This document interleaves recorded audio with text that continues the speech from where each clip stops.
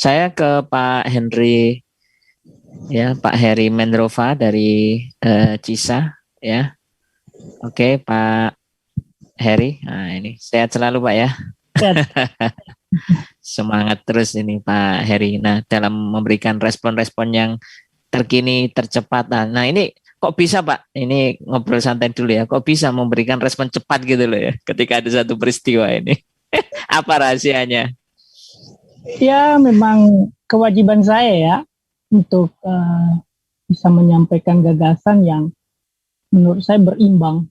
Karena saya melihat media sosial ini sangat berpengaruh ketika opininya tendensius ke kelompok tertentu, nantinya berbahaya. Nah, saya mencoba hadir untuk berada di tengah. Sehingga pokok-pokok pikiran itu ya memang saya harus sampaikan itu panggilan moral saya sebagai intelektual, kemudian peneliti, akademisi dan aktivis juga. Jadi saya kira seperti itu sih, Mas. Ya, baik. Nah, Pak Heri, Ya, kenapa sampai bisa muncul ya? Bahkan ini trending ya dari ya. Bapak Perhutangan di Indonesia ya. Apa masyarakat sekarang ini nggak takut gitu ya? Di sela-sela ketakutan apa kebebasan berpendapat itu loh ya, yang sering menakut-nakuti dan sebagainya. Silakan, Pak. Oke, saya melihatnya begini, Mas. Tadi informasi terakhir utang kita ada di 6,6 ya. Jadi per September sebenarnya sudah sampai di 6,7, 6.700 triliun ya Indonesia. Jadi ada lompatan yang menurut saya sangat berbeda dengan pemerintahan sebelumnya. Lompatan ini adalah terkait dengan perbandingan utang ketika berada di periode masa jabatannya. Misalnya di SBY ya. SBY pertama-tama dia mewarisi utang itu di 1,3. Ini hitungan per 2007, 1.300 triliun rupiah. Dan mengakhiri jabatannya dengan mewarisi utang senilai 2.600 ya di tahun 2014. Sedangkan Pak Jokowi ini memulai utangnya di 2.600 ya karena warisan Pak SBY, kemudian sekarang sudah mencapai 6,7. Jadi kalau dikira-kira bandingannya sangat jauh ya. Ini bisa kita clearkan dulu. Artinya publik harus tahu. Kemudian utang ini juga akan berpengaruh dengan rasio utang sendiri ya. Di mana ketika pemerintahan SBY ini rasio utangnya itu justru menurun ya grafiknya ya. Dari 50 kemudian 40 hingga terakhir 23% sampai 24% di akhir masa jabatan beliau. Tapi justru kontraproduktif atau berbanding terbalik dengan Presiden Jokowi. Ya, sekarang rasio utang itu sudah mencapai 40%. Bahkan tadi sebelumnya sudah disampaikan, Indonesia di antara negara-negara berperekonomian rendah berada di ranking 7 negara yang sering berutang setelah Brazil, India, macam-macam lah, termasuk Cina. Nah, ternyata kita harus lihat lebih dalam lagi. Ini juga sebagai refleksi ya, publik juga harus melihat bahwasannya Pak Jokowi ini dulu pernah menyampaikan dalam beberapa momentum politik atau pilpres kampanye politiknya, utang itu bukan menjadi pilihan prioritas beliau ya, terutama dalam membangun Indonesia. Ya. Tapi pada akhirnya ini harus dilakukan karena katanya yang beberapa saya kutip ya, beliau ini memprioritaskan sektor-sektor penting seperti pendidikan, kesehatan. Namun pada akhirnya setelah kita lihat lebih dalam lagi, ternyata justru bukan sektor tersebut yang diprioritaskan oleh beliau. Boleh dicek. Per September kemarin, sektor yang paling diutamakan oleh beliau adalah sektor pertahanan dan keamanan, kemudian ada Polri, dan yang ketiga itu kayak PUPR ya, pembangunan infrastruktur. Justru pembangunan infrastruktur yang sering digaung-gaungkan beliau itu menurun angka APBN-nya ya. Yang meningkat tajam itu adalah Kemenhan dan Polri. Jadi menurut saya ini juga menjadi tolak ukur publik melihat realitas ini. Sekarang kan sudah bisa diakses lah. Nah, kenapa sampai muncul? Ya itu yang terjadi. Apalagi per hari ini, ya, justru kebijakan-kebijakan pemerintah itu cenderung dilihat secara kasat mata ya. Kita tidak tahu apakah ini adalah pilihan yang tepat. Karena saya yakin lah Pak Jokowi punya ahli ekonomi. Saya yakin. Tapi ada beberapa intrik yang menurut saya aneh ya, keterlibatan beberapa menteri di dalam proyek-proyek tertentu, termasuk proyek PCR ya, yang tadinya 1 juta sekian harganya, kemudian turun dari 800 ke 500, akhirnya didesak lagi oleh publik sampailah ke titik misalnya 100-200, atau bahkan mungkin ada yang 50.000 yang 3.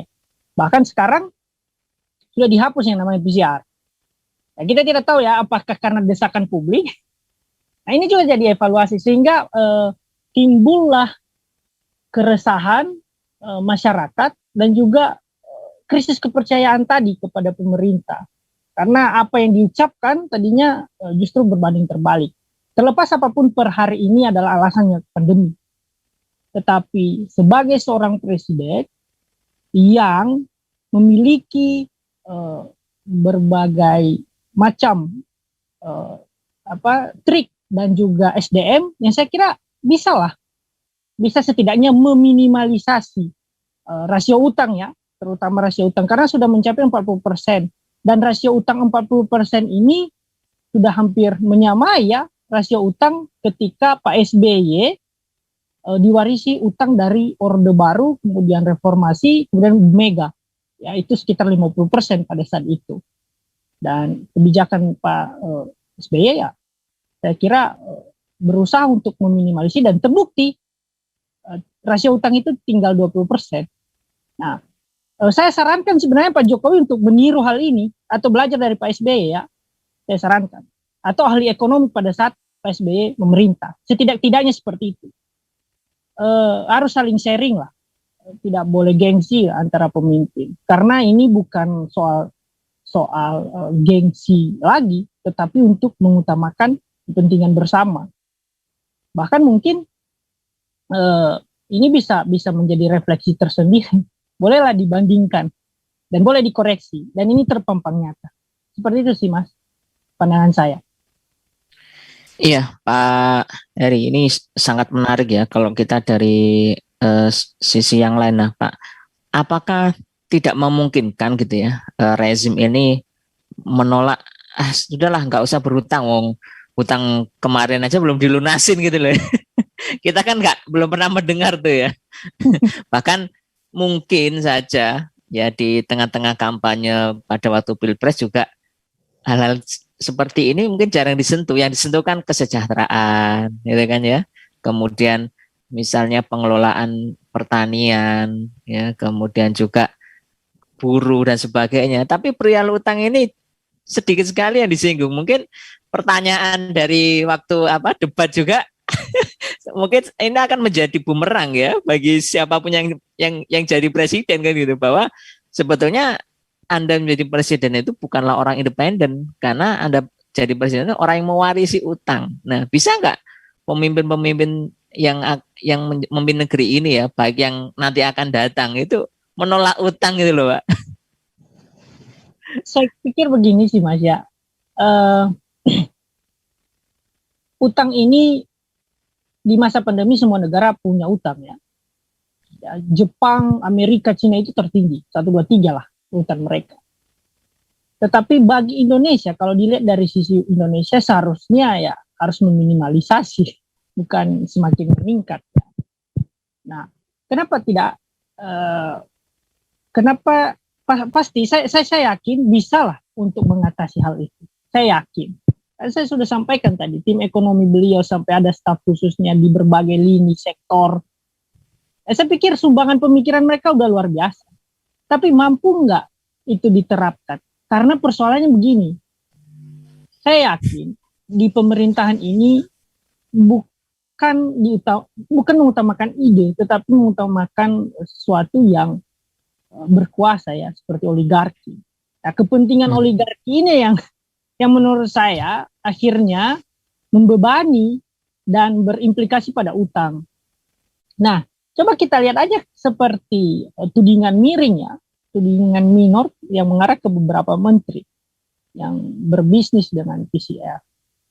Jadi menurut saya bukan hanya itu sebenarnya. Kemarin sempat diungkit ya pertarungan saya kurang tahu, saya belum update, pertarungan antara LBH Jakarta melawan Luhut ya, soal bisnis di Papua.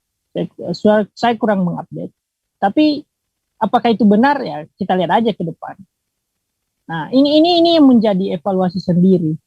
Nah, makanya saya mendorong justru harus diminimalisasi. Ya, diminimalisasi agar jangan terjadi warisan yang justru merugikan presiden selanjutnya ya. Nah, Pak SBY mewarisi 23 ke 24% rasio utang dan hanya 2,6 ya kalau nggak salah 2014 utang Indonesia 2.600 triliun ya. Jadi Pak Jokowi seharusnya harus bisa buat seperti itu, bahkan lebih bisa menekan. Dan bukan persoalan waktu kampanye sedikit atau banyak disinggung, tapi ini menjadi tanggung jawab beliau. Kan beliau selalu mengatakan pada saat kampanyenya. Saya mengutip di beberapa media nih baru, termasuk di Kontan, tim kampanye beliau itu kan menyampaikan bahwa utang itu mereka akan hindari. Ya, justru dibuatlah ke hal-hal yang produktif seperti kependidikan, kemudian kesehatan dan infrastruktur ya, serta kesejahteraan. Nah, berarti ada sesuatu yang aneh dan ini yang harus dilihat oleh masyarakat dan dikritik lah, disampaikanlah kepada pemerintah apa saja yang menjadi keluhan dan solusi. Karena menurut saya langkah pemerintah per hari ini juga mencela-mencela jadinya kan. Kita berikan saran, apakah mereka dengar saya kurang tahu. Karena di belakangnya banyak pembisik. Itu sepengetahuan saya, dugaan saya seperti itu kondisi per hari ini. Ya, baik Pak. Nah, kalau dari sisi Pak Heri ya, ada nggak kira-kira kita ini bisa keluar dari jebakan utang ini? Jadi utang ini kan semacam jebakan-jebakan yang membelenggu gitu Pak. Bisa, saya yakin karena Pak SBY dalam kurun waktu, ya beliau pada saat itu ya, saya bukan memihak ini per hari ini, dan karena saya posisinya pengamat ya, jadi mengkomparasikan pemerintahan sebulan. Di pemerintahan SBY itu warisan rasio utang itu bahkan mencapai 80%, tertinggi sepanjang sejarah Indonesia di tahun 2000. Tapi beliau berhasil menekan di 53%, ya, masuk ke 40 dan terakhir 20%. Seharusnya Pak Jokowi justru menekan lebih dalam lagi. Tapi alhasil realitanya justru tinggi lagi ya. Di awal-awal dia 27%, ya kan? Kemudian terakhir 40%. Saya kurang tahu nanti udah berapa persen lagi, bisa tembuskah sampai 80% tadi kan yang tertinggi sepanjang sejarah. Nah, makanya oleh sebab itu saya sampaikan di forum ini agar bisa didorong, diingatkan Pak Jokowi. Karena ini berbahaya juga bagi negara, terlepas apapun kepentingannya. Karena justru ya per hari ini ya makin tinggi aja itu beberapa kementerian anggarannya ya, seperti Kemenham, kemudian Polri, itu makin tinggi. Justru infrastruktur yang sering digaung-gaungkan itu menurun anggaran APBN-nya.